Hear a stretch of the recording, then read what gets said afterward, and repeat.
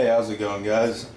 I've decided to start kind of a series in my effort to kind of branch out on my channel and start my own thing. And I'm going to do that by doing kind of a series on my collection of rifles.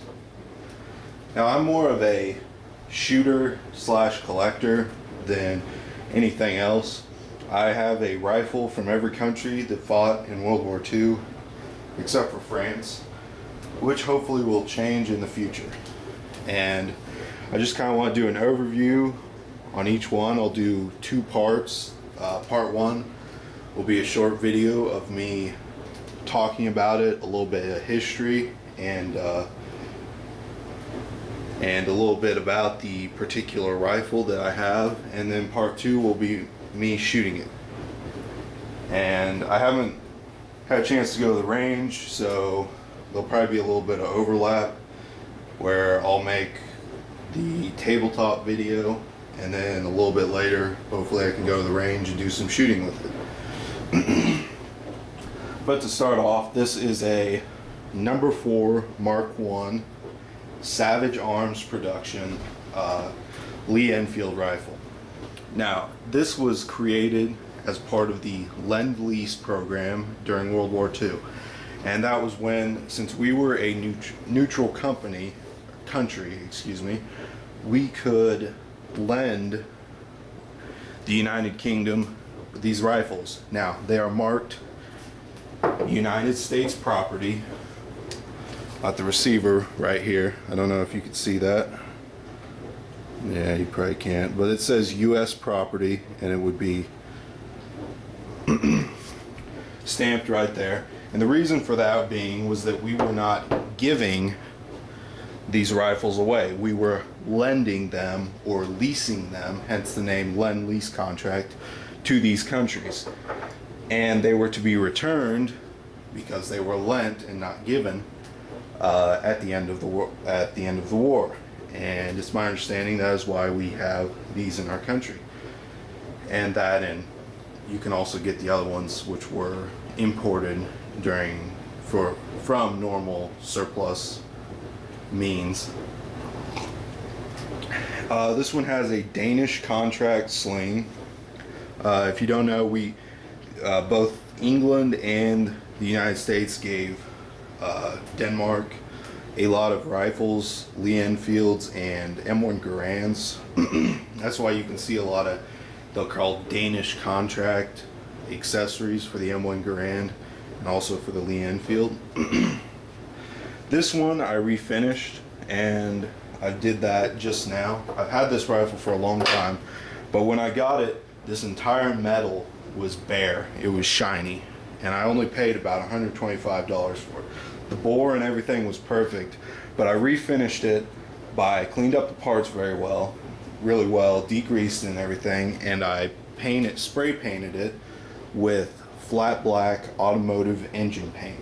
And this has proven to be a pretty tough finish, and if anything, if it chips or scratches, all you gotta do is just clean it, degrease it, give it another shot of spray paint. And I also put primer down on the first coat, and then put two subsequent flat black engine coats on it. And the stock, I didn't really stain. I just put some dark walnut stain on it. It didn't change the original color that much, and I also refinished the stock with a semi-gloss polyurethane. And so far, I'm very pleased with it. I also put a new sling on it, and I've left the bolt to be in the white or with no finish on it. And I also have a bayonet for it. It was the later blade type bayonet. I can't exactly remember the model number on it, but it was the socket style bayonet, but it had a blade instead of a spike, which I believe came about after the Second World War. But that's all I'll say about this particular rifle. And if you're watching this channel, I assume you probably know a little bit about them. But they have a 10-round magazine as opposed to 5, which was obviously a pretty good advantage at the time when you were being used, when you were going up against 5-round bolt action Mauser types. And the bolt on this is also a lot smoother and light and easier to work because it cocks on closing.